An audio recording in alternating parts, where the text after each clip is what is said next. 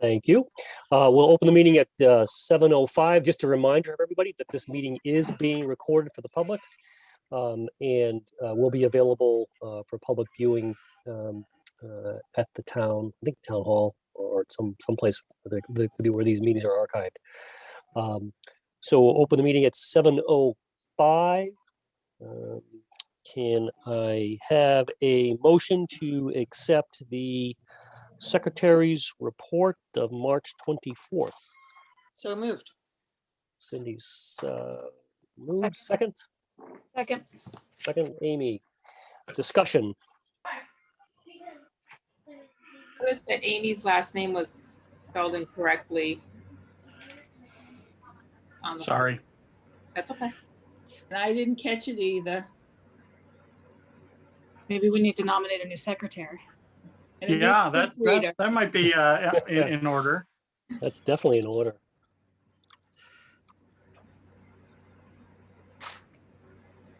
Everything else looked good. Okay.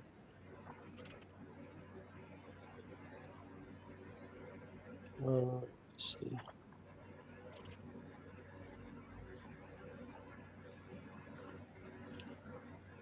Okay. Any discussion, further discussion? Seeing none, all those in favor say aye. We'll go around the room. Roll call vote. Amy. Aye. Cindy. Aye. Laura. Aye. Adam. Susan. Yes. Jeff. I Nobody opposed. Motion carries.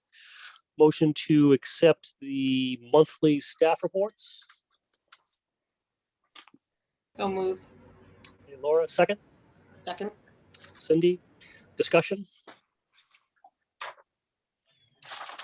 Question, I'd like to hear more about the parklet, Yeah. Catherine. I don't have a lot of news about the parklet, although I heard from Erin today. Erin Kokinda is the new economic development director for the town. And she is going to have, where they have restaurants serving outside, there are Jersey barriers around them, and high school art students are going to paint those. So she's working on all kinds of things along the town, and she stopped and asked if she could use the plaza, and I said absolutely. And we already have furniture, so she's going to add a little bit of furniture, keep it socially distant. I don't think it's to attract crowds, but it's to be a place that attracts you to maybe have something to eat, or it's a parklet. It will be a parklet. And I think she's looking at plantings and Adirondack chairs. Catherine, I can confirm that there are 4 Adirondack chairs being decorated by Boys and Girls Club kids, and we were Yes. told that they're going on the plaza. So Yes, that's, so when they're painted, they'll be on the plaza. And, you know, we just hope for the best with vandalism and theft and things, but I think it's a good risk to take.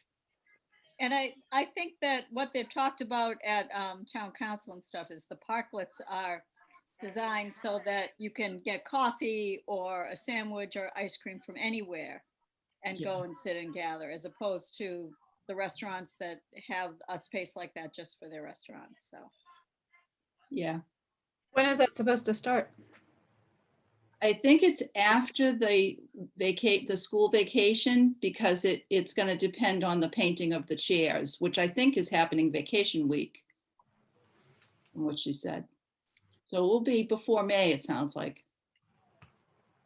Nice. Thank you.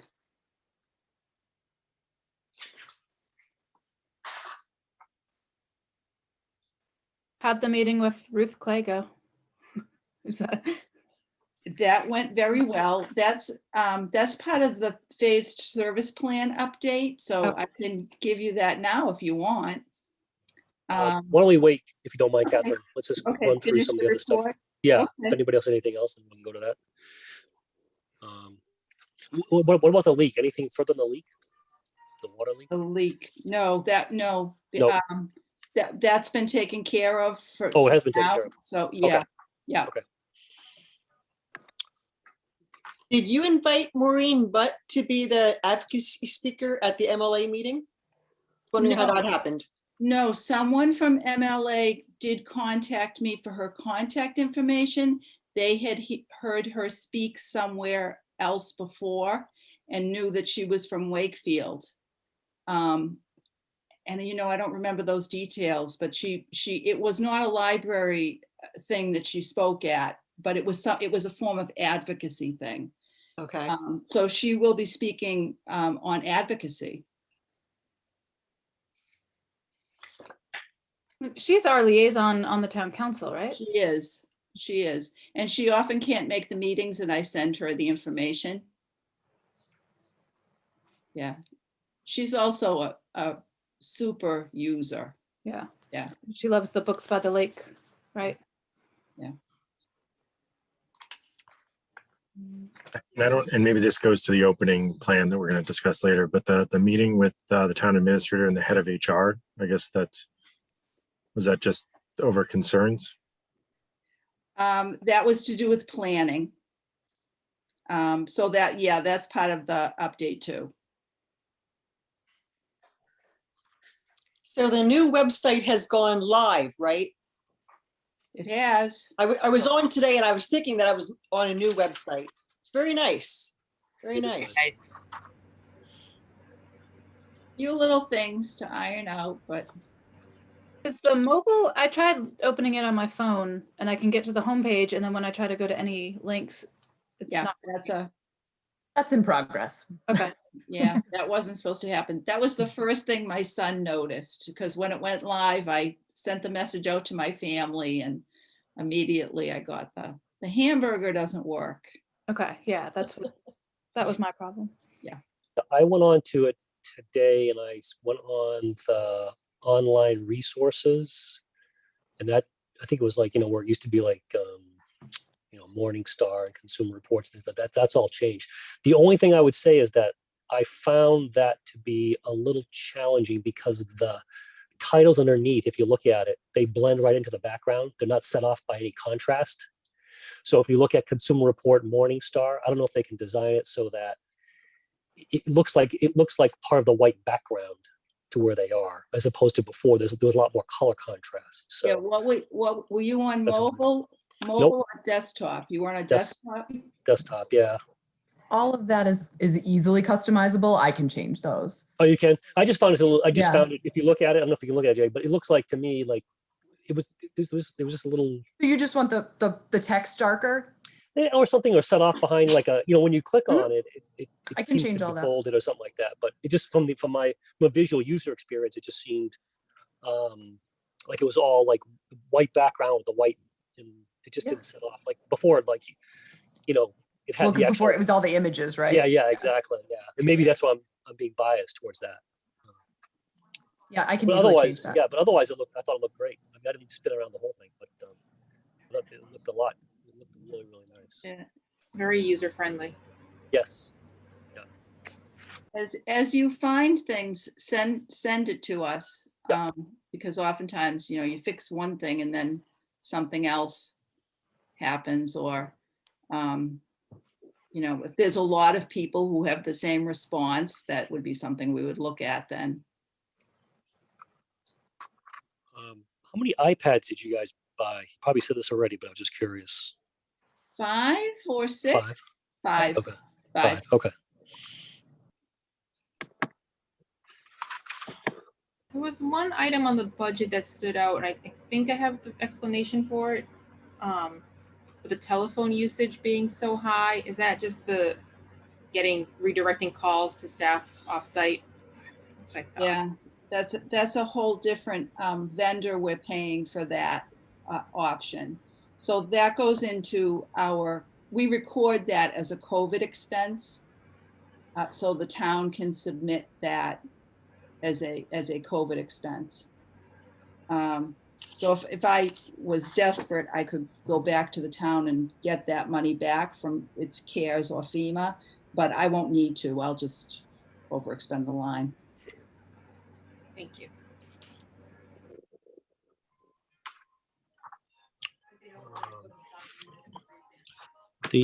interesting reference question of the month is probably one of the best ones I've read in a long time, I must say. Yeah, That was pretty good. that was a story, wasn't It it? was a story, yes. You know, Yeah. you could probably, it's probably a story within a story there. But that was pretty interesting. I always look forward to those. You can tell Jeff, I always look forward to those in there. I know. They're always pretty interesting, but this one sort of was a little bit more interesting than the others. Yeah. I think he looks for things that are diverse, so Yeah. things you wouldn't expect, because a lot of people don't know what reference is. So you wouldn't necessarily know the kinds of things that crop up. That is a great thing that he puts in there. It was a good Yeah, idea. it was a great idea. Okay. Anybody else have anything else? Any further discussion? Okay, phased service plan update. Why don't we do that now then, Catherine? And we can. Okay, so I did meet with Ruth. I met with her at in Melrose. And Melrose's facility is very similar to us, so she was able to answer all of our questions at the same time. Melrose is set to open May 10th. I will note also that immediately after I left the meeting with Ruth, she retired. Yeah. She held the whole meeting with us and then told Melrose she was retiring. And the Melrose director texted me and said, "Did you know she was retiring?" So the whole time she was with us, she knew, but she didn't say anything. Coincidence? I don't know. Huh? I know. I don't know. I don't know.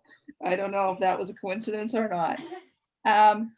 So I then, in January, I had sent a notice to the staff and said, you know, Dr. Fauci predicts that there's going to be vaccination in March and April. So we should kind of be prepared. I don't know if you remember this because all the days are the same now, but we were kind of looking at this time of year. And as I was working with Melrose, we were both kind of looking at the beginning of May. And I think that the town was getting comments that they would like it sooner, and we are able to do it sooner. Although actually we may not be now because there are other complications. But so it took us about a week. Jackie put together a plan. It had already sort of been in the works, so it was just a matter of executing things.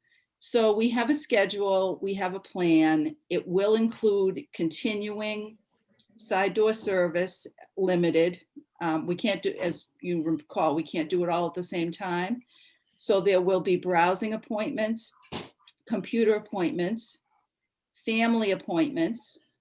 So a family can come and do whatever they need to do. So if a family comes and the adults want to go to the adult section, that's fine. After I met with Ruth, and after I met with the town, I met with Tom Walsh, who is the emergency manager for the town, and he helped me with capacity. And he showed me that the desks, and I was really hoping this was not going to be the case, the public service desks will need a piece of plexiglass. But he showed me how it will just be a stand-up piece. The librarians are often not behind the glass. You know, they tend to move. So we're also going to do the face shields. And the three public service desks will have a piece of plexiglass, but it won't encase the entire desk. It's just for the person to be behind it. We also have, with RFID, though nobody has used it yet, we have the new self-checkout. So people will be able to do self-checkout, or they will be able to put their books next to a piece of plexiglass and there will be someone there who can check out. Tom Walsh suggested starting smaller and, you know, starting with fewer people and building up. So we're pretty comfortable with the capacity that it is so limited at this point that we will be able to handle it. The various rooms So we'll have appointments, 45 minutes appointments, and a total number of people will be able to come in the building. And then the rooms will be labeled with capacity. So everybody's has to do their own thing. You wear a mask. And if you go into the paperback room, there's a sign there that says the capacity is 2. So if there's more than 2 people in that little room, you really shouldn't go in. And so all the rooms will be like that. Now, the other thing that's complicated is that, and Ruth Clay said, this is the case, it has to be. We still have to quarantine. So anything that anybody touches when they come in has to go into quarantine for 24 hours. So if you come in at 9 o'clock and have an appointment and you rifle through all the books on the shelf, they're all going into quarantine for 24 hours. So the next person who comes in at 11 is going to have a smaller selection. So what we're doing about that, number one, we're advocating to the state to eliminate the quarantine. It doesn't have really good science behind it anymore. It did initially, but if you're washing your hands or wearing gloves and you handle that and put it back, it really should be okay. So we would like to eliminate that, but right now we can't. And the other thing that the staff came up with, which is just, and they've already done it, so it's unbelievably great. They took tons of books out and displayed them up on easels. So the entire gold room, every table in the gold room has displays on it. And that's all fiction, I believe. Is it, Jackie? And so the gold room is all fiction. Nonfiction is pretty easy to see. And then upstairs, they've set that out a little bit as many places as they can. We're doing as many face outs as we can, so you don't have to pick it up. You should be able to look at it. Am I missing anything, Jackie? What about just general traffic flow? Like, I know, do we have to use the front? I don't have to direct the traffic. And I also will no longer have a problem. Early on, you had to exit a door. You came in one door and exit the other, and we only have one door that is handicapped accessible. That's no longer an issue. With the limited number of people in the building, if they were to pass one another in such a short period of time, everybody has a mask, it's going to be okay. Ruth was not, in particular, not concerned about that. You can go out the front door if you want. You just can't come in the front door. Yeah, you have to enter through Avon. Yeah, so you have to enter through Avon. There'll be a greeter there with sort of the guidelines, just to make sure everybody's following the guidelines. Do we have to do contact tracing like Town Hall is doing? I have had multiple conversations and had different answers. Ruth Clay does not think that that is going to affect us in any way. So she said, just don't worry about it. She said that would be between the person and their doctor. And it wouldn't go as far back to something like a library, other than that saying you were there, but they wouldn't be looking for individual people under those circumstances. But the state says you're supposed to do it. So we are taking appointments. So if push came to shove, we would know from the appointments. At least we would know the name that signed up. I think you're muted, Susan. So if it's 9 o'clock and you have an appointment, how many other people have appointments? Like how many people are in there at once? 25? It's 20 browsing appointments, 20 individual people. The browsing appointments are for individual people. Right. And between 4 and I think 7 computer users. So if you're browsing and that everything you touch has to be quarantined, does somebody follow you around? How are you going to know that? We won't. That's tough. Yeah, we won't. But what will happen is that, and that's part of what the greeter is for, and part of the advantage of having a computerized appointment system is that the protocol, you will know what the protocol is. If you decide not to do it, you know, we've made it as safe as we possibly can. And this kind of corresponds to everywhere else you go. It's, you know, the organization's doing what they can to keep it safe. If you don't want to do that, those are the risks that you take. If you are going to go to a place where you are afraid of the people who are not going to follow the protocols, we will still have side door service, because we know there are people who are still going to want side door service. Absolutely. Which is a good thing. Yeah. Yeah. I mean, just transferring it, we're going to have to, you know, not have appointments for a couple of days. And I think there are people in town, you know, I read a book when I get a chance, but I think there are people in town who like are reading 2 or 3 books a week. And if they're paperbacks, it could be a lot more than that. And then you get kids with picture books and you're talking a stack. So it makes a difference that they can't get an appointment in, you know, regularly. But also by doing this now, you're accommodating those other needs at a time when it's not going to be that much longer until we're going to be able to increase capacity. So, you know, if the government was talking about possibly having cookouts at the 4th of July, that's only a couple of months. Right. And I don't think we're progressing so quickly that we would have to step back. So I was pretty confident we were looking at April 20, and I was pretty confident with that. And everything kind of got cleaned up and it all got sorted faster than we thought it would. And we were all like feeling good about it. And we're not going to have the plexiglass in time. So, so now we have to, it waits until the plexiglass.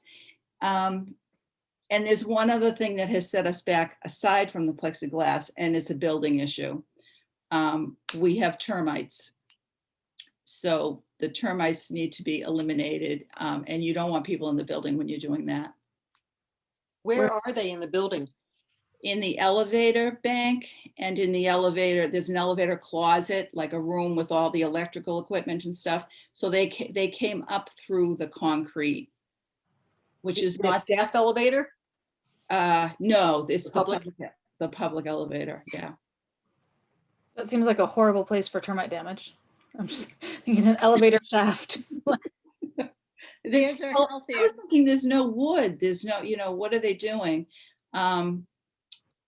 But that's just how they come up. And then we're lucky to have caught them as early as we did. There are some outside along the foundation too. And they've been at the base of one of the doors. So that will need to be treated too. You have a time frame for, In mind, For the opening. time frame for the opening or the bugs? I was asking about the bugs, but Oh, okay. So one will inform the other. yeah, so the bugs will be done by May 11th. We have 3 dates, but we also need the elevator people there at the same time. So we're coordinating that. So by the last date we looked at was May 11th. So it's going to be either before or May 11th, and it's only going to take a day. The elevator will be finished in the morning, and then the outside will not affect people in the building. So that will be okay.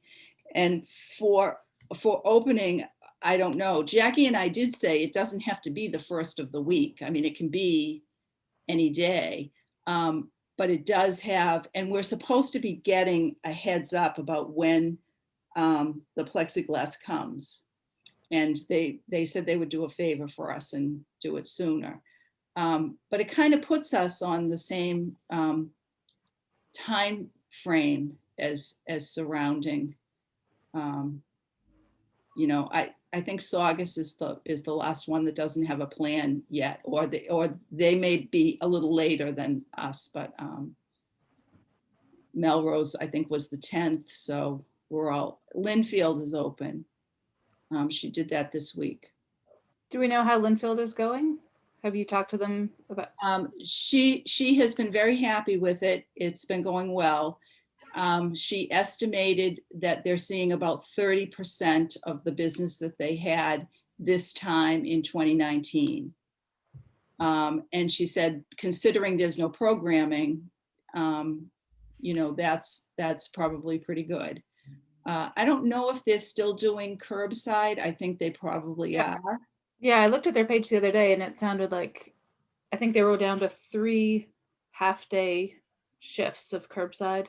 One morning, and one afternoon or something like that. Yeah. It was limited. They have been open for a while, but I think the capacity now has increased a little bit. I think the number of places that were open, and I know that this when I spoke with her in Reading, this was the case. And Jackie has met with assistant directors who have said this, that a lot of the places that have been open are doing very, very, very limited service. So I think that a lot of people have the sense that we're not open. And, I think we did make a good decision to focus on curbside and let people have that. And I'm going to say now we've done the curbside long enough that people are so used to it. I think we're going to have some people having trouble giving that up because it's really convenient. And there are a lot of appointments.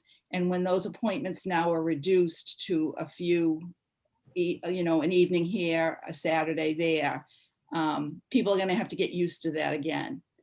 But it won't be that much longer. Like I said, by the fall, I think we'll be really almost back to, normal. Not normal, but.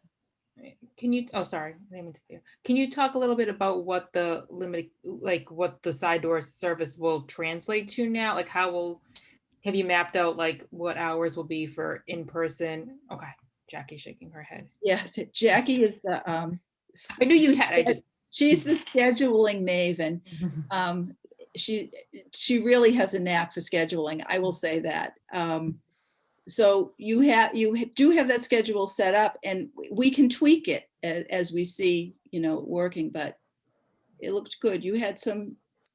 We have between 4 and 6 browsing appointment blocks per day, 6 days a week. There are 2 blocks of side door during the week. It's right now Tuesday and Thursday, 5 to 9. And it's a 4-hour block. So we will just put everything that we have out there right then, and everybody has all the whole night. And then Saturday, 3 to 5. And I think if we got word that there were people who needed side door and could not make those times, we could schedule something. People who do want side door always could kind of have the option to make an appointment and come in and run in and grab their books. I mean, there's nothing to stop you from just running in, getting your holds, leaving. So we also have, I think, 3 or 4 family browsing slots. So that families. What does that mean, family slot? Like if I want to come in with my kids, we take up one family slot, or do we? It'd be one family slot. Yep, and that's either 4 families or 18 people, and that's just based on the capacity of the youth room. And as Catherine said, it's not to say you couldn't go browse another section, but the intent is that those are for people with children, because the rest of the browsing slots are just intended for a single person.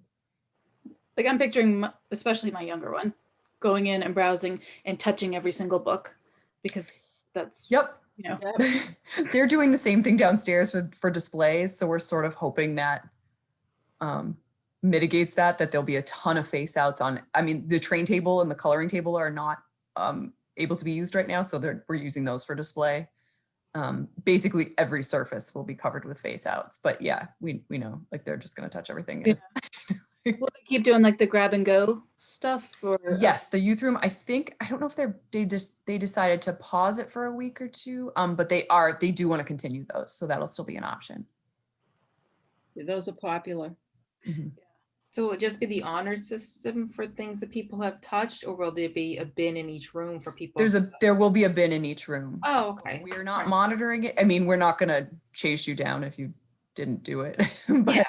But yeah, there'll be either a very obvious big blue cube truck or a cart, depending on the location. The cube trucks are big, so they don't fit everywhere, but it will be obvious. So that creates additional work for the staff then to. Yep, but it's okay. We Well, can, yeah, they can all stay in the, actually, if they're in each room or whatever, once they've been set aside for 24 hours, they kind of know where they have to they go can just, back to the they'll still car. be in their spaces. So, and if we use carts we're gonna use carts in some of the higher traffic areas, and then the carts can just immediately be reshelved, and it won't be a big deal. Right. How do they make appointments on the website? We're using a new software. Side door service is still going to be on the calendar. All the other, either browsing, computer, document center, and notary service will all be booked on something called Simply Book. Beverly is using. Also, a couple other towns are using it. It's very easy to use. It's very straightforward, and it gives you, like, you can add things to your calendar. It's like a Google event type thing. It sends you reminders. It's really easy to use. So we're hoping that's easier for patrons. We could not, some of the settings are a little tricky, so we could not do side door on that also. And we didn't want to confuse the people who have gotten really used to how that works and how the appointments are in the calendar and you go there and schedules or pick up. We didn't want to switch that up on people like at this point. So the new stuff's going to be on a separate site, and it will be, the links to that will be under special announcements on our new main page. Our policies have always been so user-friendly. And we don't want to lose that. Part of what, makes Wakefield's library what it is that, since we haven't had fines since 1980, and the policies work as kind of an undercurrent to the procedures. So we're not doing a lot of this. And we don't want to be doing that under these circumstances too. People are very, very, very, very stressed. So every way that we can make this as simple as possible and as clear so that people understand what they're getting into.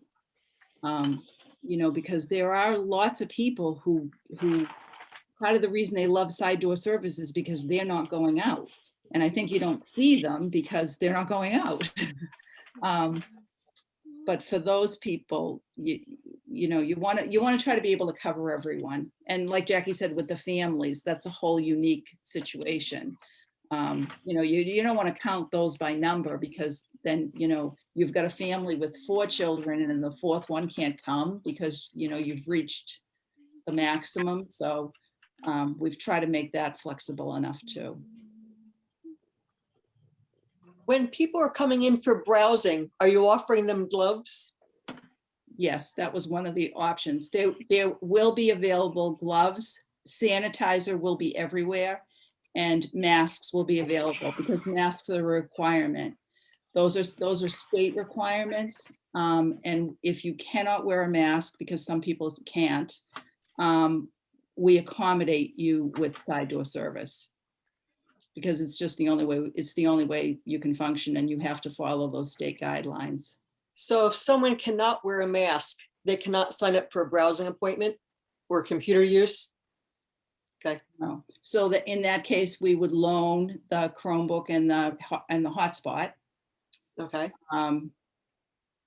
Or, we would have to talk about it and see, it's the same as we've always done. You tell us what you need, and then we figure out how to make that work.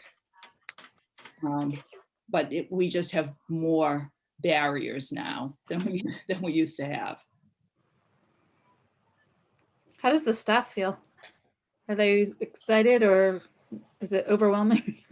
It's probably a little bit of both, it's a little bit like planning a wedding. You think, oh my God, what am I doing? Why are we doing this? And then it's exciting because, it's what's going to happen next. It's everything that's happening next, and how it's going to, it's fascinating to me in the idea of what is going to happen next, what things are going to change.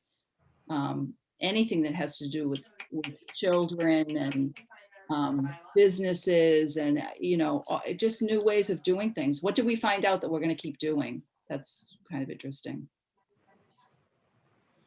Evan, was there any consideration of having like designated senior hours, like similar to the grocery food stores, or is that too restrictive? I think that was one of the things that the state recommends. And I think that we will watch and see what happens. But our sense is that that's not going to be necessary. Are the rooms going to be available to book or no? Like meeting rooms? No. The red room actually is going to be used for staff only. The red room is where we're going to have to do all the side door and where the staff is going to work. And the trustees room has a capacity of 2, which was a surprise to me because I thought it was 1, but it's 2. So that could be a staff space if we need staff space too. But that would probably be an upcoming step. Actually, before that happens, what we would probably be able to do is a story time for very few children, but it could be done. Both Tom and Ruth said we could figure out how to do a story time. I know that you had asked a couple months back about trying to do story time or something like that on the common. Is that back on the table now that we're? No, it's interesting. I think why they rejected everything outside is because we're a Main Street location, or the Common is a downtown location, and they didn't want to encourage and attract crowds to a single place. So they didn't want Plaza Jazz, and they didn't want. Whereas if you're coming to story time in the lecture hall, that has capacity limits. You would have to sign up, and we could do more than one. We could repeat it, but it's a little more manageable. I think that's the thinking behind it. I have seen other towns do outdoor, and we don't have, we don't really have a lawn where you can do it. You kind of do, but it's not like some of the other places I've seen them do it. So.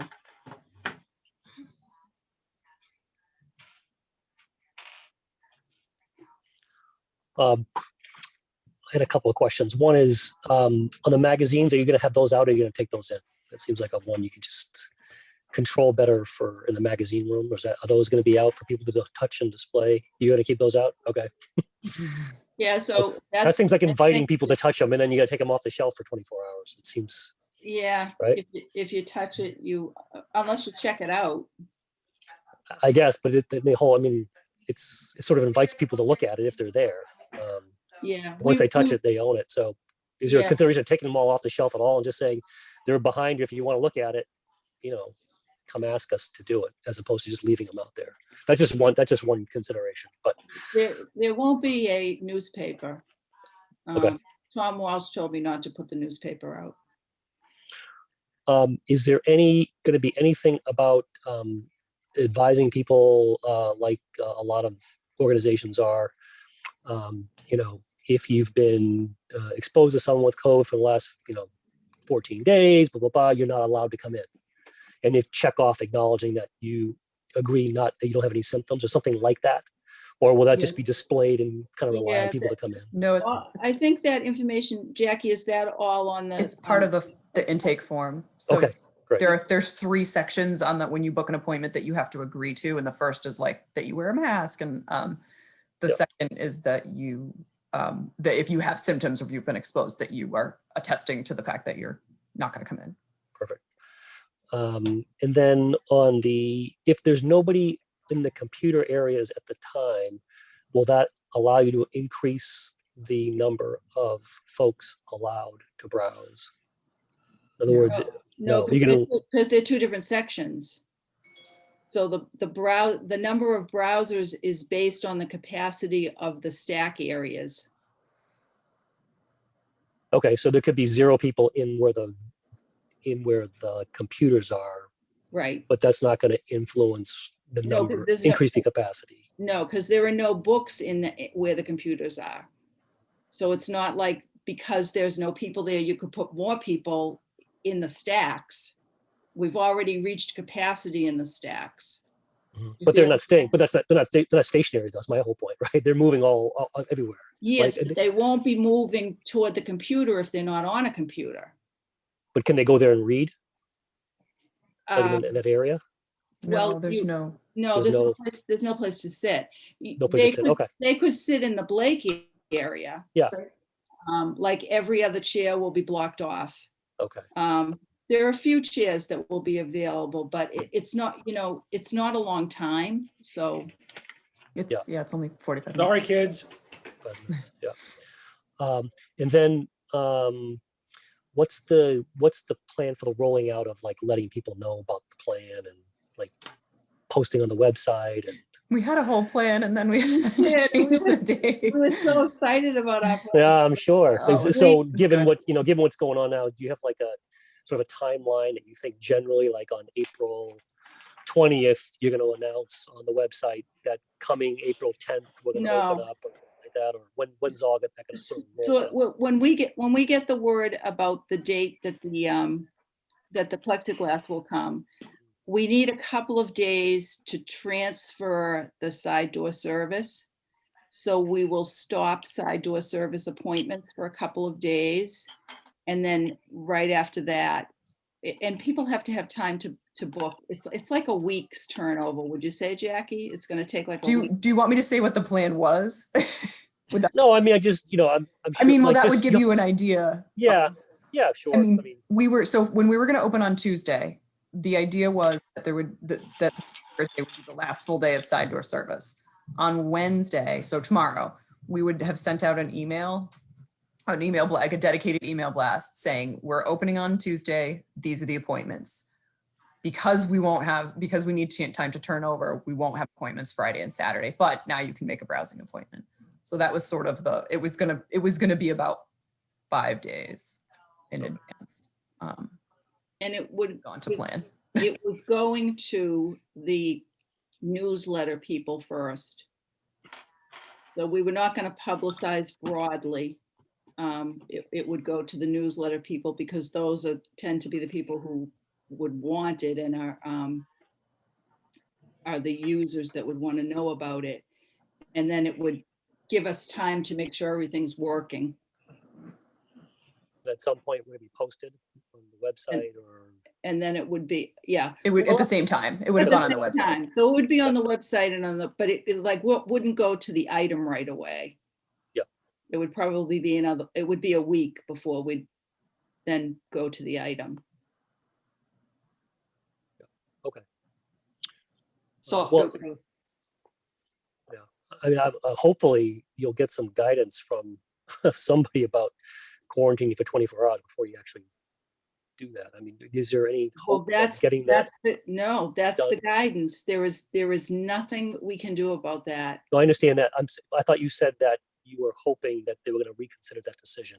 Yeah, it's unlikely that they will. Oh, okay. But if we advocate for it, somebody might address it. It's at the state level. So And- is the and- Mass and- Board of Library Commissioners or a DPH? I think the Board of Library Commissioners has been working on it. Okay. I don't know that there's 100% support for eliminating it. That's, maybe Mhm. that's why it has not been eliminated, but Yeah. it it really interferes with It does. the mechanics of how it works. Yeah. Yeah.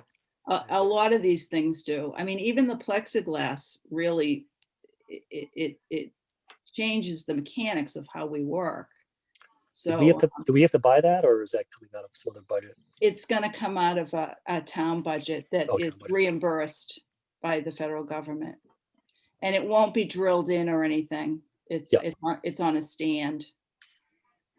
Yeah, Dave was with me when they came in and he was very cautious about what was going to happen to those countertops. Yeah, I'm sure. Yeah. And there's still going to be the programming that's going to be online still. You'll still continue with those. Yep. Yeah. Okay. There might, I don't know if in any way there'll be a little lessening, you know, it might be hard for the youth room to maintain. They've kind of got a lot on there, so they may not be able to Yep. keep it at quite the pace, but. Yeah, I mean, I think what people have to understand, you know, I know we do, and I know you guys do, about being flexible and being able to pivot and change, and everything's not, you know, what happens today could change, you know, in an hour from now or 24 hours from now, and then we'll have to readjust and be flexible in that. So, you know, just do the best we can, you know, as you guys are doing. And it takes a lot of planning and coordinating, and you can't necessarily change on a dime if regulations or changes come out that allow you to do certain things or restrict you from doing other things. So I think the word is the day as you go forward, as you've done already, is just to be flexible, and people have to be understanding of that. And, you know, you set the plan and charge forward, and if it has to be adjusted, it has to be adjusted, you know? Yeah, yeah. I think that the staff has done a really good job to find ways that, you know, they know a lot of the patrons, they know how people use the library. So they've been really good at trying to accommodate use that they're aware of. Yeah. So the plans have been, you know, it's the kind of thing that Jackie and I, well, Jackie's in a different position because she has worked circulation for years. She's worked at every desk, but when you're in administration, you're often not, it's so easy to miss things that are happening right on the front line. So you really need a plan that's developed by everybody in the building. And it has really worked that way. So they work really well together. And it's been as fun as it can be. It's nice to have a plan, though. Yeah. Yeah. Yep. It sounds very thorough. We've had the plan, so it was just a matter of seeing how it would work under these circumstances. So we'll see what happens. Sounds good. Anybody else with any questions, comments on the FADE service plan update? No? Okay, so we're done with the monthly staff reports. We're done with the service plan updates. We'll take a vote on acceptance of the monthly staff reports. All those in favor say aye. We're going to go around the room. Amy, all those are there anyone opposed? Say opposed. So, Amy, Hi. aye. Laura, Aye. Cindy, Aye. Adam. I didn't hear you. For some reason, your voice is not coming through. You know, give me a thumbs up. All right, Adam is a yes. Susan, Aye. there you Okay. go. I got you. Susan's aye. Jeff, Aye. Chris, Aye. Tim, you're on mute. Tim, thumbs up. We got it. He's an aye. Okay, motion passes. Public participation. I see several people here on the call. So if folks want to say anything, have any comments, feel free to chime in if you want. Hi, I'm Helen Van Benscoten, president of the Friends of BB, and I just wanted to let you guys know that when we were drafting our version of the MOU, the Memorandum of Understanding, the Friends decided to start sending a representative to the trustees meeting every month, just to get more details and just to improve communication a bit. So that's why I'm here, to kind of kick that off. And every month, somebody will be coming, we'll rotate through. All right. Well, thanks, Helen. Welcome. Thanks. Hi, I'm Keith LaGraves. I'm running for library trustee, and I appreciate the invitation to attend your meeting. I have some opinions, but I'm not going to express them tonight about the library, but I do appreciate being able to hear how the trustees are working. And I think you're doing a real good job. Thank Thank you. you. Thank you. Scott Sadie, here again, just continuing my listening and learning tour with you guys, also running for library trustee. So thanks for having me. All right. Okay. Correspondence. I think there was one piece of correspondence in the packet. It was a drawing. It was a drawing, yes. A very nice drawing of an Easter bunny or Easter, well, Easter egg, Easter chick. That went to Megan at circulation. Oh, okay. Very nice. Yeah. Okay, committee reports, budget. Anything on budget? I know we're going to talk about the IT budget and the new business, but anything else on budget other than what's in the packet? No. No? Okay. Building and grounds, Tim, anything? I have nothing new to report. I'm still working on the sign stuff, but I haven't made much progress. I'll hopefully next meeting it'll be a lot further along. Okay, thank you. Friends, who's at the Friends? I went to Friends. Oh, you did, okay. It was a great meeting. That was the first one that I've been to. It seems like a very long time. A whole new group, very enthusiastic. Basically, they gave updates on their memberships and they seem to have a really good social media presence. And they talked a lot about that. So which encouraged me to make sure that I was also on that to give them likes and whatever. Updated the book sale. There's still no definitive time or place for that. And they're looking to fill positions on the board. Some people are leaving, some people are leaving their position and looking for, volunteers to do that. So that was it. Good meeting. All right, up next is Chris. Actually, could I just add to that? Because Sure. since that monthly meeting, I, as the book sale co-chair, met with Ruth Clay, and she gave us the go-ahead to have a book sale. So I was listening very intently and taking notes, Catherine, on when you're talking about your phase service plan update, because some of the things that you're doing are different than what she told us we had to do. And I met with her just a week ago Monday, so it was after your meeting. So at the Herd School, we're supposed to have one way in and a different way out for the book sale, which really is very difficult because if you come into the parking lot, you're exiting the front of the building, not where your car is. Or if you're coming in the front of the building, you can exit to where your car is, but you have to walk around the front of the building from where you may have parked. But I have yet to meet with Tom Walsh. So maybe things will change when I chat with him. We don't have a set date yet, but she said that we could have it in June if you wanted to, which was a big surprise to me. Masks and gloves. And she didn't mention anything about quarantining any materials, which of course would be a death to a book sale. Right. But people would be wearing gloves. People coming in have to wear gloves? We will offer gloves to everybody as they come in. And she was going to But they're not provide a us with requirement. gloves. Are you collecting books at all? I feel like people keep asking on. Once we have a date, we will collect again. But right now we are waiting because we also want to rearrange all the tables in the auditorium and then not do another collection, another drop off until we have everything set up in the way that we would have them for the book sale. So in the weeks immediately leading up to the book sale, we will do book drop off, book acceptance again. But Yeah. do you think it's imminent enough in the next couple months to say hold tight to your books if you can? And we believe so. Okay. We believe so. We might have one in June, but I'm not making any promises because I still have to go through Tom Walsh. I have Ruth Clay's okay. I have to go through Tom Walsh. Even though Steve Mayo has, been supportive of it, I want to still get him to sign off again.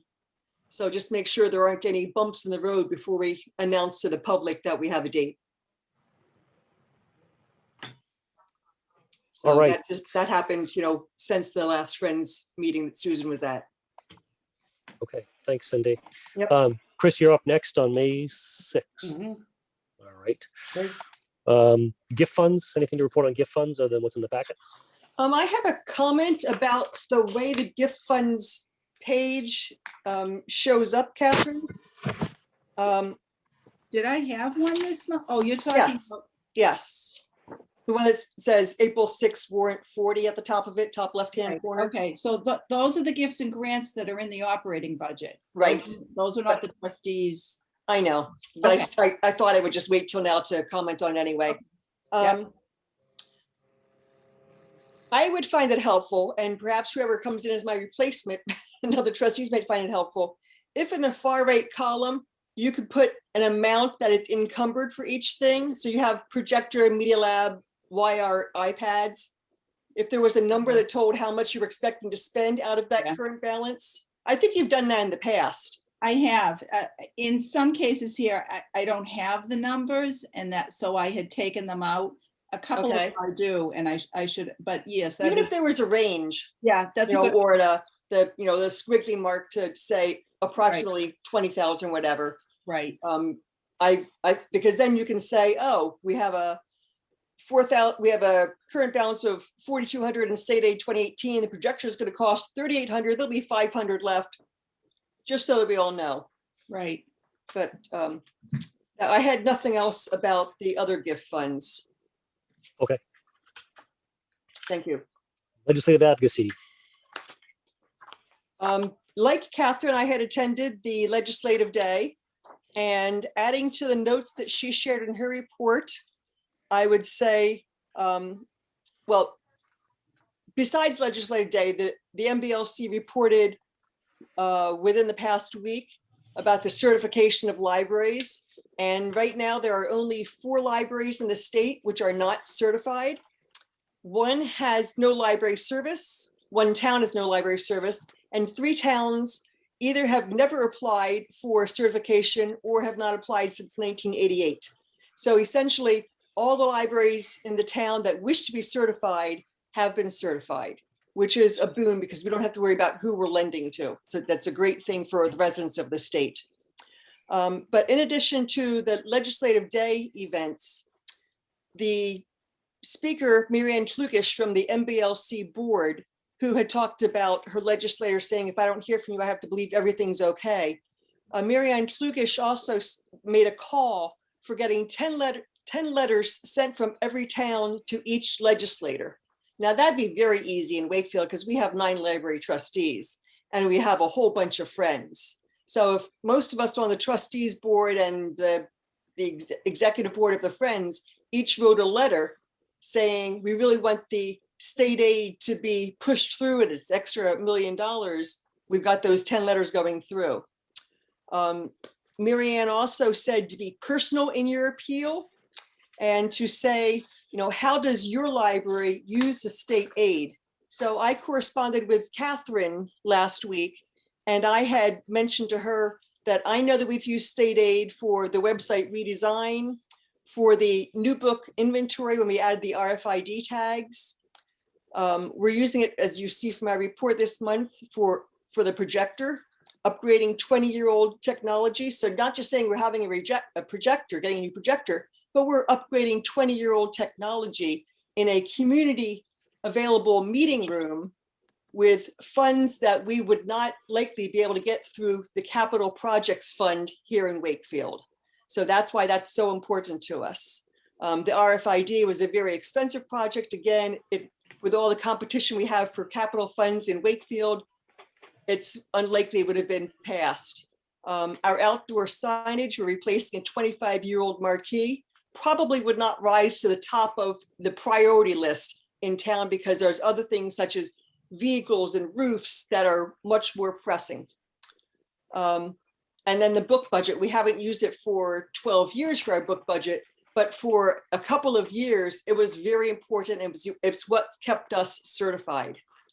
So those are examples that you can use in writing your letters if you didn't have any ideas yet.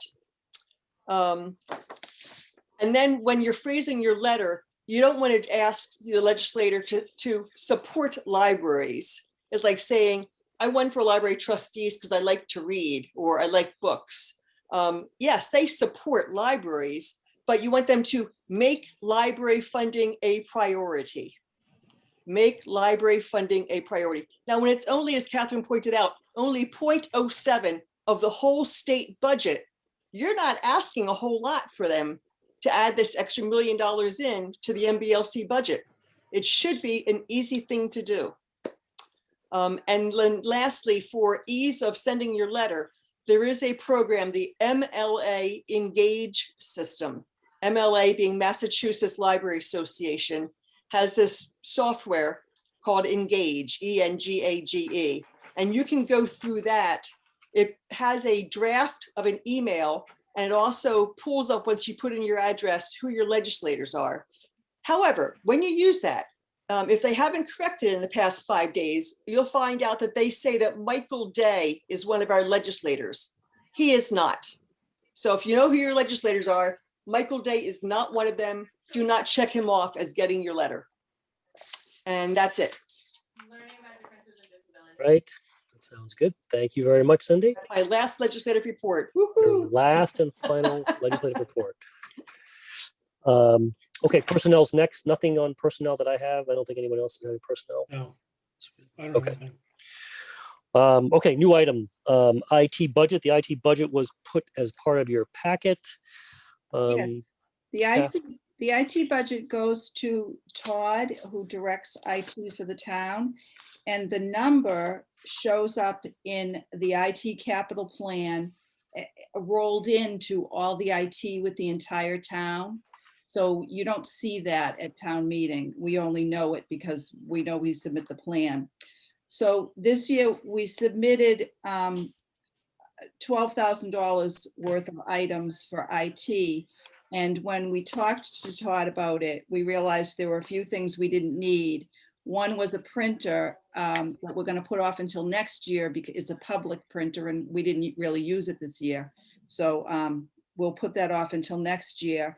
And there was some digital signage that needs to be replaced. There's a digital sign next to the elevator, and that's ready to be replaced. And that's going to be done with CARES funding. They have them at Town Hall as well. So it's going to be the same one that's at Town Hall. So, and all of the software, I agreed to roll that software costs into our regular budget, which I'm going to have to make sure that I say that next year, that this is what we're doing. We're rolling it in. It's better. Most of our other software is there. It's just these Windows things that were the Microsoft things that were very much connected to the public computers when IT was sort of a different animal. It made sense, but it really doesn't make sense now. IT is now the entire town. They do the school department. It's really centralized, and these kind of software things should be in individual budgets. So I'll move that next year. It's $1,000 every other year.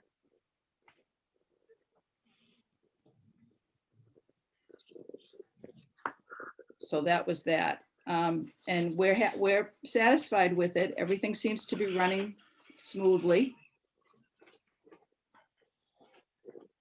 How does that compare? It seems low to me for some reason. I don't know why. Is that about the same for year to year? Every once in a while, you'll have a year that has a bump in it. Mhm. But overall, the years when it would be, $40,000, Yeah. those days seem to be gone. Okay.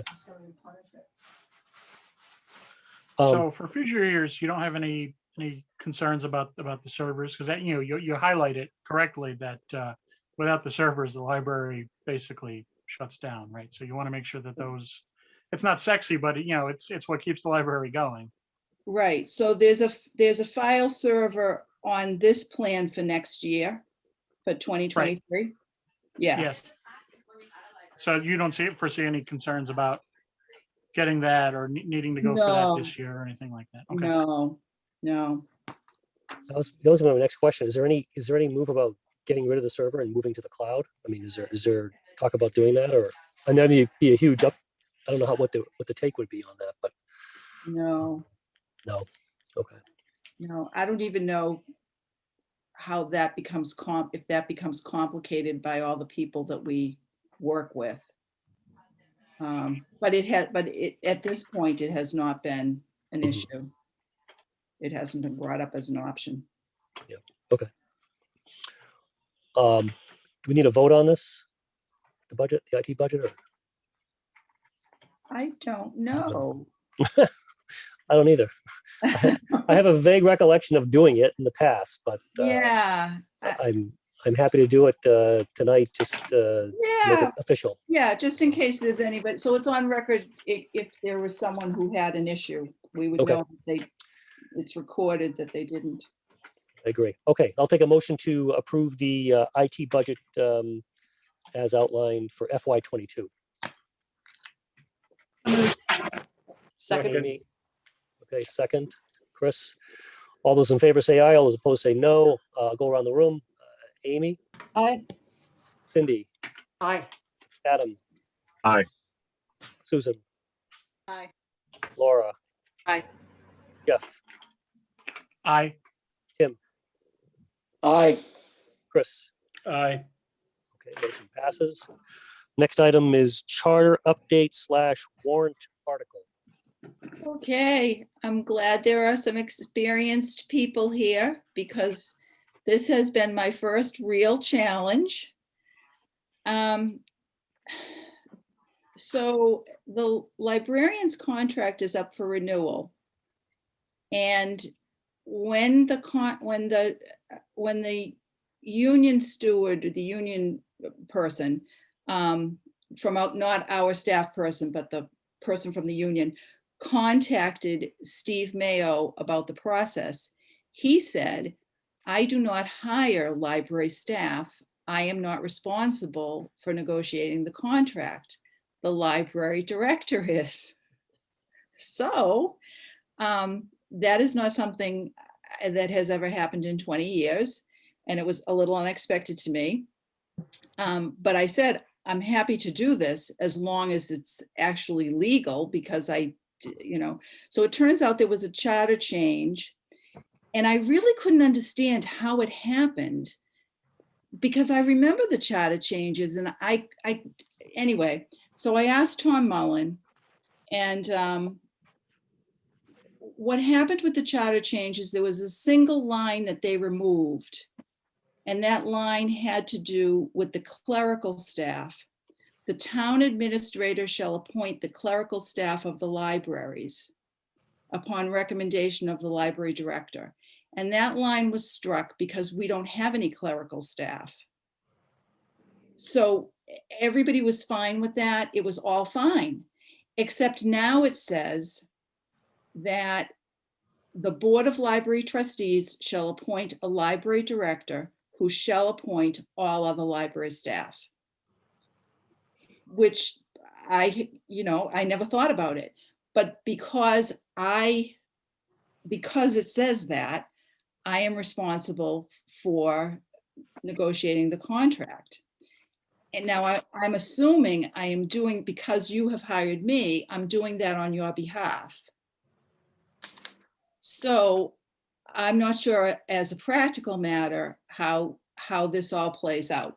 But what I think happens is, and this is part of what I got from Tom and from what I understand, is that I would negotiate it, you would approve the negotiation, it would go to the finance committee if there's money involved. The finance committee would have their say, they approve it, they don't. And then there's an article at town meeting, which there had always been. The finance committee speaks to that article. The difference now is that the article is sponsored by the Board of Library Trustees, not the town. So I included some language. Can I ask a question? Yeah. 'Cause I was on the charter committee. I know. Yeah.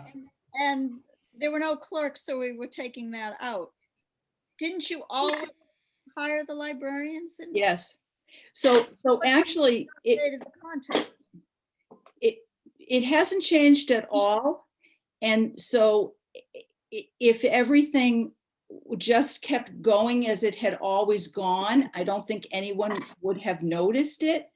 But Steve noticed with that sentence being gone, he noticed that he has no, he's not hiring anybody. He actually never was, because there is no clerical staff. Right. So he has never hired clerical staff for the library because there isn't any. Right. Right, but he had missed the interpretation that he had missed that. So he's been negotiating them all along, or the town has, and the town council, not recognizing that he actually probably shouldn't have been. Because the thing that we were trying to protect in that piece was to be able to hire and negotiate with the director, for the director, and then the director would carry on the responsibilities the director's already had, which is hiring. So that was the intention of the charter committee when we did it. We never heard anything about negotiations. So that's very interesting that that interpretation after everything is said and done comes out. So very interesting how that occurred.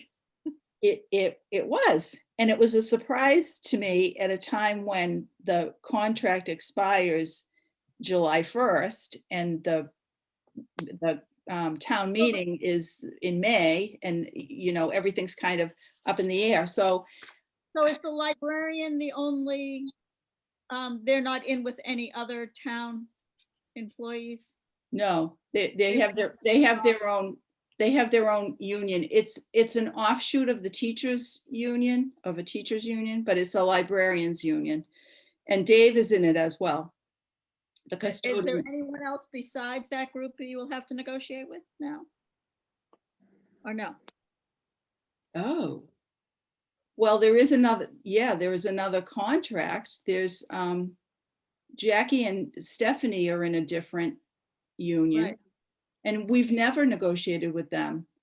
No. Sharon never did either. Yeah. So now because I remember when Jackie's position was in with some other town positions. That's why I asked you. And it still is. Yeah, It's- right. So that's going to yes. be the only one that isn't. Yeah. Very, very interesting. This is not something that was ever discussed or anticipated for. So I know. through word by word of the charter. Yeah, so it was a surprise. Negotiated word. So I gave you a copy of the article. Tom Mullen has seen it and he approved it, and it's up for town meeting. As of this point, there's nothing to do. It would have to be postponed or whatever they do, because the contract hasn't been settled yet. Mostly because I don't know who's doing it or how it's supposed to be done. So as I'm describing this to you, just because I don't think you should rely on my interpretation for this, I am, and I don't know how you feel about it, but I have the sense that the board should hear directly from Tom Mullen. Just to be, Susan has this question now about Jackie's union. I think Jackie's union wasn't affected because, as you said, she's part of a larger group that are all town employees. So that's the supervisory union, and it's all these supervisory people. This other one is just librarians, just library staff. Those Jackie's contract negotiated separately, different, it's a different union, I understand, but that's negotiated by someone in town for all people within that union, including, because Jackie's in the union. Yeah. So yeah, that's fine. I mean, I'm not going to be here, so I would, I'll defer to the other board members, but it would seem to me that you'd want to talk to Tom Mullen just to get his thought on it or take on it. If not, then it's just, it's the library director's job, I guess, responsibility to negotiate the contract and I would suggest that, talk to other department heads about what they do about negotiations and. Well, whether or not you're gonna be able to- they don't do it. That's the thing. I'm the No only, other department does it? No other department The does it? only one besides the town now. Superintendent, right? well, the school, like the school committee does it. I don't know if the school committee does it with the superintendent. But the school committee does it. The superintendent doesn't do it. The school committee does it, right? The superintendent is there to provide technical guidance, but so in that model, the Board of Library Trustees would negotiate it and you would be there to help. And Tom, yeah, Tom led me to believe that I would negotiate it and then you would have to sign off on it. That makes better sense to me, but I guess we should hear right from Tom on what the process is, what the procedure is to make sure we nail it down correctly. Yeah, what my understanding from Tom is that I'm responsible for negotiating the collective bargaining agreement with the library staff. And then I bring those contracts to the board for approval. And then the board sponsors the article to fund those contracts at town meeting.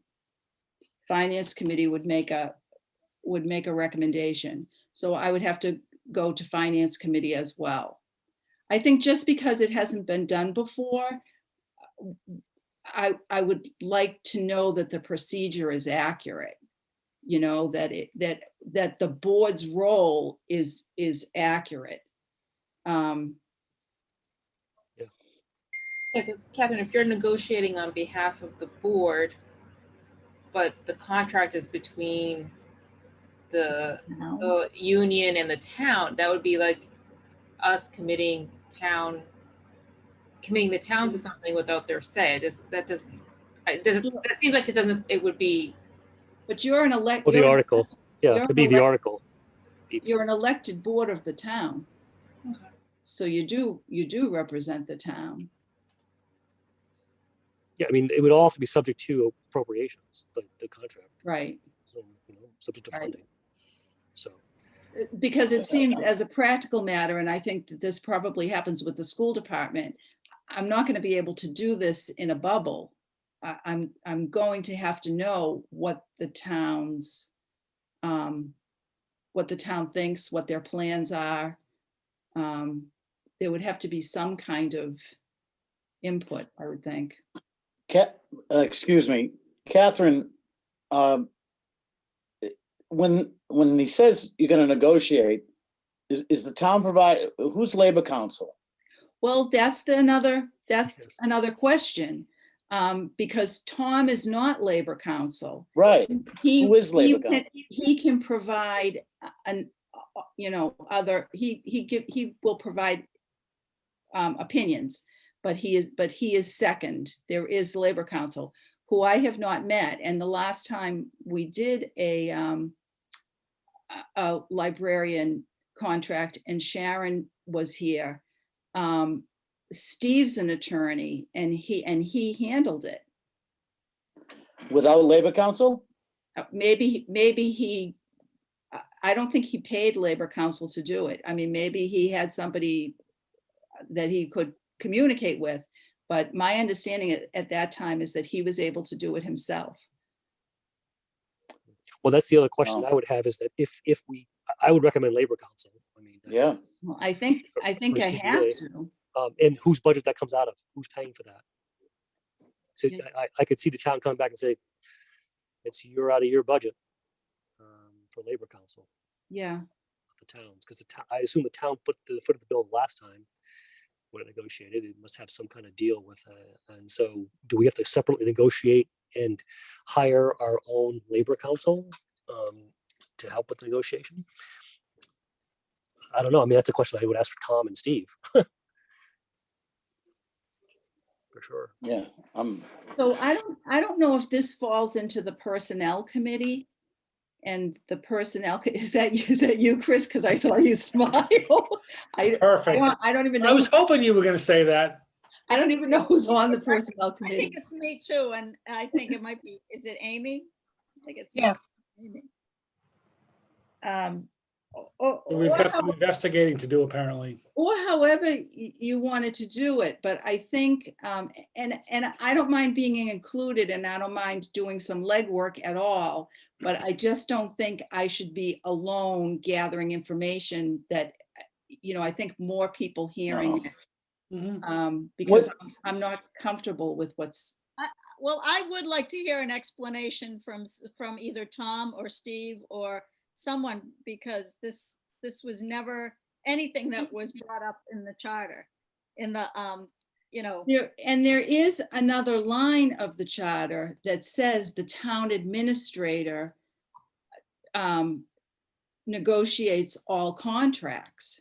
Right, And because so I think that's what it should be, because when the library went to the Charter Commission to say what they didn't, thought was extra or should be added, it was Sharon still, I believe, that went. It was. And it was like, that was one line. It's because that doesn't exist. We should just take it out. Everything else is the same. And again, trustees, from my point of view, when I went, was we wanted to make sure that we were gonna be able to hire the director, that was keeping in the trustees, but that was the only thing that we wanted to, which is in there now, and we wanted to keep it. We weren't adding anything to it. Right. We would, really, that was just eliminating a sentence that didn't even exist, so there was no need for it. So there's Apparently no there discussion was. of anything else changing. What? Apparently there was a need for it. Right. And even after the fact, that was never. So I'd like the official, how this works, because not that I've never done that. I've been on the other side of negotiating. I was a teacher, so I've been on the other side, but happy to do whatever we can. But it seems like a little bit above what what anyone's ever done, and doesn't really seem to be something that we anticipated or is necessary. So no, and there is no one among my cohorts who does this. So I asked around, no one else does it. When I asked Tom about the line about the town administrator being the person who negotiates contracts, he said that had he seen that line, that the interpretation that Steve not be responsible for negotiating people that he had no input on hiring was a legitimate interpretation, and that probably should have been changed in the charter, and they missed it. So if that's the case, and that's the way it's going, next charter change, then I just want, I think it just needs to be ironed out in a way so that we know where everyone stands and what everybody's obligation is. Right. Because right now it's just a little it's a little unsettled. It seems when you look at the charter, which is section 4.3M, that Steve really is responsible for negotiating all contracts, because it says under his administrative powers and duties to be responsible for the negotiation of all contracts with town employees over wages and other terms and conditions of employment, except employees of the school department. Right. So Tom said that the spirit of this was that it's similar to the school department, that they hire the superintendent the same way the Board of Trustees hires the library director, and that since the town administrator does not hire anyone else in the library, which he didn't, but because they're more aware of that now, because the clerical people are gone, that he does not feel either an obligation or that it's his place to actually do the negotiation. I don't have a problem doing the negotiation, and but I think I do, the questions about is there labor attorney and who pays for it, that's significant, because if in the event you really need an attorney, that can get expensive if something happens. And I don't know what happens if there's a grievance, with an attorney, you know, do we have to pay an attorney under those circumstances? So I feel like there are questions that need to be answered that have to do with the procedure of the whole thing. Well, I would disagree with the idea of saying that we are similar to the school department, because the school department does not have to have their budget approved by FinCom and town council. So they bypass that. They may present it, but they don't have to be voted on it. Right. So there's essentially goes, they, you know, very nice, like, oh, we show up, we show it to you, but you don't have to vote on it. Ours goes straight to the town. And therefore, they often kind of ignore the cap that the town administrator puts on all the rest of the departments. So they're their own little fiefdom. They can negotiate their contracts, but I would say it doesn't really hold to us the same way. Now, if we, you know, wanted to push back, or at least until there was a change in the charter, we would also want to make a change to the charter where it says in Steve's and the town administrator's responsibilities, that same 4-3 M, it says the town administrator may, subject to the approval of town council, employ special counsel to assist in the performance of these duties. So Steve has the money to hire counsel for the negotiation. I would say we could push back and say, once we know that we can as well, we'll take it on. But since it doesn't explicitly omit the negotiating of library contracts at this point yet, and there's no place that gives us the money for the council, we're going to hold off until that gets changed. That's just a suggestion as an outgoing trustee. Drop and ball. Do with it what you will. I won't be here to defend it next month. Catherine, can you tell me when is the contract over? The current contract It expires June 30th. Has negotiations started yet? It has started, but it's sort of stalled because of this issue. So when you say it started, who met? I met with the staff and their side, and Amy Forziati helped me with the management side. Who is that? I have no idea. Oh, I'm who that sorry. is. She's the head of HR. Oh, okay. Amy's the head of HR. So did the librarians present something? Did they put a proposal on the table? Yes, and then it's kind of gone back and forth and stalled a little bit. And before it goes any further, although I did put in the article, I sent the article to Sherry at Town Hall so that it would get into the warrant. I wasn't confident that it would be resolved before town meeting, because if there's money involved, that would have to go to town meeting. So I don't know. I think at this point, I think the board needs advice as to what their role is, because if I negotiate something and I bring it to you and that's how it's supposed to be, I think you just need to know that that is in fact how it's supposed to work. And is it true that I'm supposed to negotiate alone? Is it just up to me? I mean, so are you just bringing us something? Here it is, vote to approve or not? Yeah, I got to tell you, this sounds a little bizarre. You can't do this in a vacuum. You have to understand what other labor unions are doing. I don't know what the status of the school teacher. What's the teacher's contract? Does anybody know? When does it end? I can usually get that information, you know, so I have information about what everybody gets. Well, why I'm saying is that generally they generally settle the teacher's contract and then settle everything else after that. So I don't know how you can negotiate without having some of that stuff already in play. Sounds way different than what they've used to do. Yeah, Is- it is way different from what they used to do. So in the event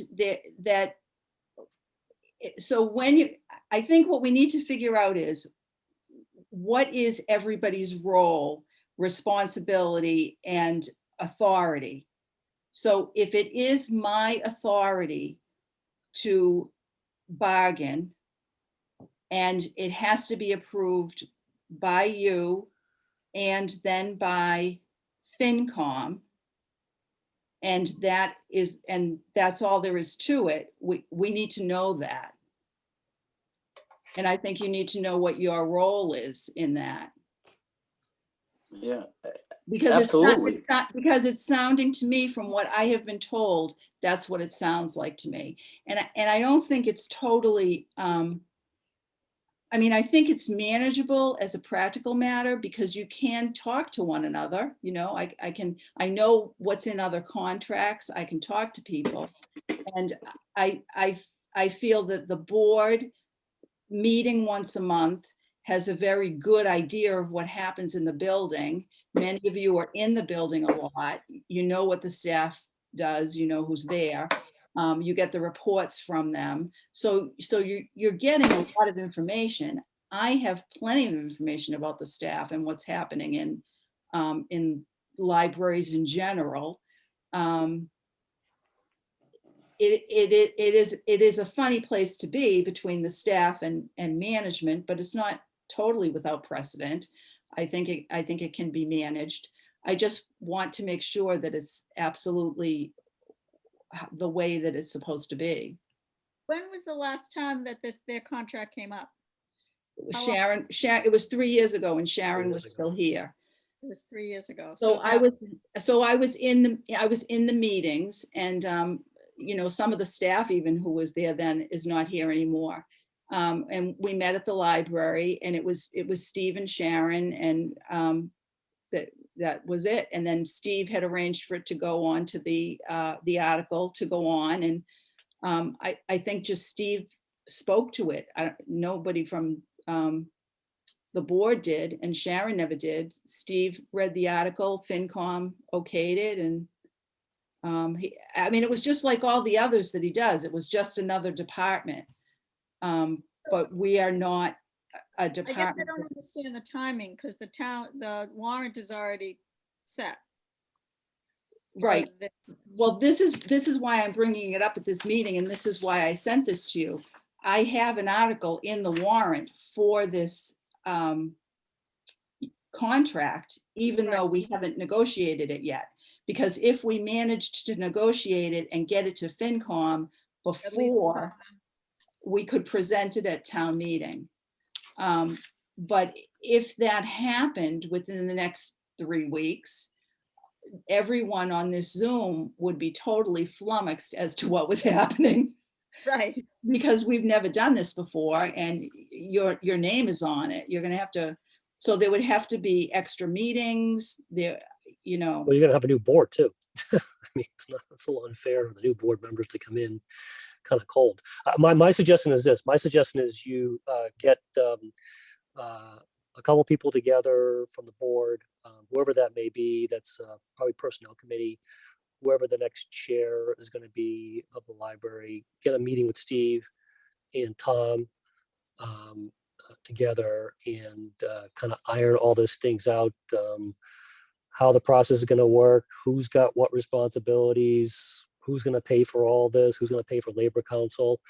I mean, it's going to have to happen fairly quickly because we don't have much time.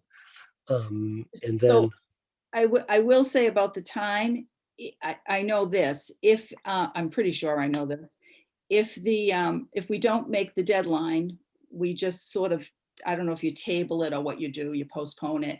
but you don't, the article doesn't happen. And then it would come up in November. And anything that was awarded in November. Yeah, it's would be retroactive. Retroactive, yeah. Yeah, you just continue on with the contract as if it was Yeah. the current existing contract until such time it's been replaced. But I I suppose that's fine with if the union's willing to do that. I suppose they don't have to, but they can. I don't know why they wouldn't. And I've never seen the CBA. I don't know what the CBA. I've never seen the current CBA, and we've always been just told what the sort of, the biggest item is, what the percentage increases are going to be. Typically the CBA contains all the other stuff that you would normally see, and, grievance procedures, things like that. But I'd want to iron out, like, how a grievance is going to be handled. I mean, if that's, did that go to Steve before? I wouldn't think so. No, that's all in their contract. Yeah, so But that would be handled by us, and That, yeah, so normal you would, course. when you're a new trustee, you get the contracts. Oh, we so- do? Okay. Yeah, so see, it's been a while since you got it, but you get the contracts, so you've seen what it is. And now it would be your responsibility to actually know more about it. Yeah. Well, and I don't know if someone from the trustees is on part of the negotiation team. I have no idea. You know what I mean? If that's permissible, not permissible, whether you want someone there to help you, or did someone from the town Well, there, or That was a question that I thought of too. Is that how it's supposed to work? Is there supposed to be a board member that, it doesn't say that. It seems to say that it seems to be saying that it's me, that I handle it, I bring it to you, you bring it to the town, through FinCom. The town charter and bylaws are silent on the library trustees having anything to do with contracts for the employees. I know. Yeah.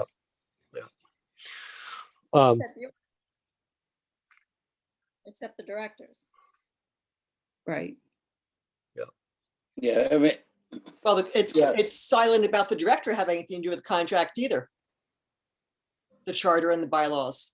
It does not expressly say Right. that the library director does the negotiation. no, but the board of trustees hires the director. That's Yes, correct. but it doesn't say that she does the contract. Right. You might say that's through HR, some. Well, salary would be part of hiring, I think, but that's not, I understand what you're saying, but. Because it would be a town-wide, has to fit in with the rest of the fabric of the town. So. Yeah. So that's my suggestion. I don't know who wants to participate in that process.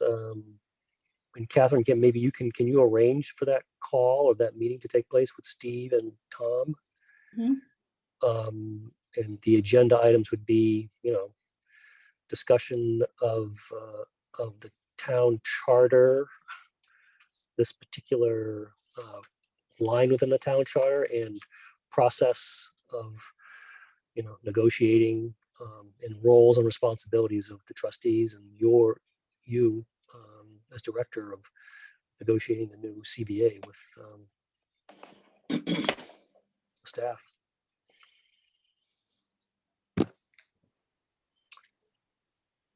Any volunteers?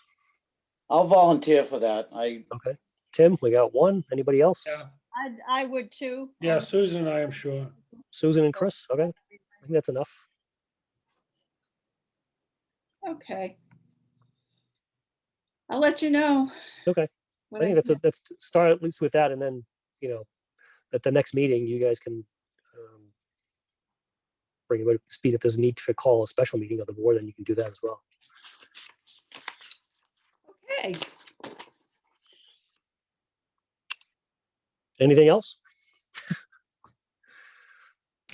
Did Tim hear that we have termites? Oh, I don't know if Tim was here. Tim, did you hear that? Yeah, I heard it now. Yeah. Termites in the elevator shaft. You have termites in the elevator shaft? Yeah. And what are we doing about it? Bay State is gonna I'll send it to you what they're gonna do. It's 2 pages. Was there a price point for that? 3,000. Are they gonna have a Is it- continuing program too? Like, Have you what's it- assessed if there's any damage? Yeah, is there any turn? No, no, because they've come up through the concrete and where the concrete abuts the building, they're nowhere near there. They don't seem to be there. They've started outside on Avon Street and they've got a little bit into the bottom of a door. But we caught them early, it looks like. And, okay, and I'll send you the picture of it. It's like there's this mud thing that they make. Yeah, the little termite mud tube. yeah, So that's what Great. we've got those mud tubes. well, there's no wood, there's zero wood in the Right, shaft, I mean, in the Right. pit of the elevator, so I don't know, you couldn't have any damage. There's Right. nothing to damage. right. So we're lucky because if we didn't catch them, they could have gone someplace else. But we caught them, so they're gonna be gone soon. What would you, do me a favor, can you send me, did you get a proposal from Bay State Pest Yeah. Control? Yeah, Can you send me a copy of the proposal? yeah, because the details are in there, All right, how they do it. and, Yeah, and send the photo. okay, All right, thank you. yeah.